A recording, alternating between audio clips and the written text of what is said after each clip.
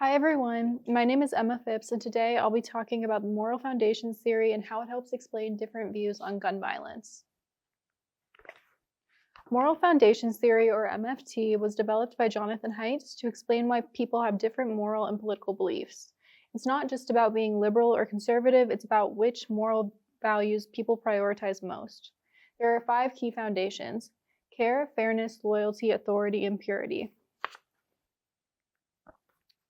When it comes to gun violence, the debate is shaped more by moral framing than by policy arguments. Liberals emphasize care and fairness, focusing on empathy, protecting lives, and reducing harm. Conservatives emphasize loyalty, authority, and purity foundations, focusing on respect for law, order, and moral strength.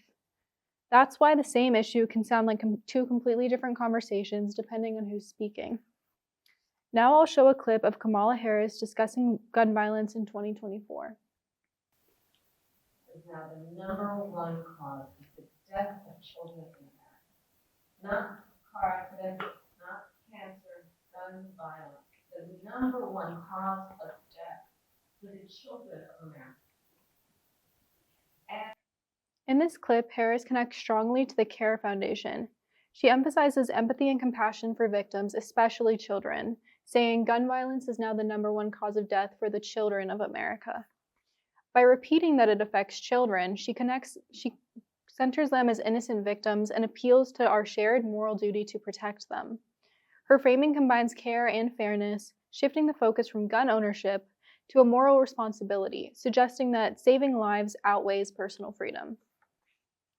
Next, I'll show a clip from Donald Trump's 2024 campaign where he speaks on gun violence and crime. Notice how his message draws on authority and loyalty rather than empathy or equality. First, I will stand with the heroes of law enforcement. We will give our police officers the respect and protection, resources, and support that they need to drive down your crime to zero. Second, we will surge federal law enforcement resources to the places that need them most.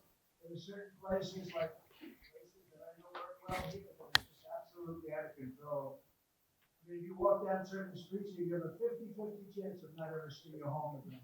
That's not too good.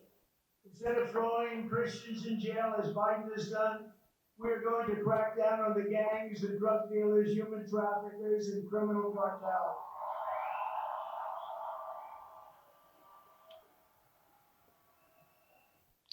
Trump appeals to the Authority Foundation, where he promises to stand with the heroes of law enforcement.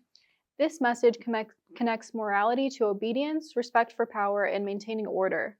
Calling police heroes also reflects the Loyalty Foundation, framing his supporters and law enforcement as one united team protecting the nation. When he says he will crack down on the gangs and cartels, he taps into purity, drawing a moral line between what is good and corrupt. Together, these values create a sense of moral responsibility built on strength and unity. Looking at these two clips side by side, MFT helps explain why their messages connect with different audiences. Harris uses the liberal foundations of care and fairness, appealing to empathy, equality, and shared responsibility. Trump uses the conservative foundations of authority, loyalty, and purity, appealing to order, unity, and moral strength. Both leaders use moral language, but they do so through different lenses. Moral foundations theory shows that the gun violence debate is not just about policy or the Second Amendment. It's really a moral debate about what people value most. On one side, empathy and fairness. On the other, order and loyalty. Both Harris and Trump use moral values to connect with their audiences, showing that political persuasion often works through moral conviction, not just logic. Thank you for your time.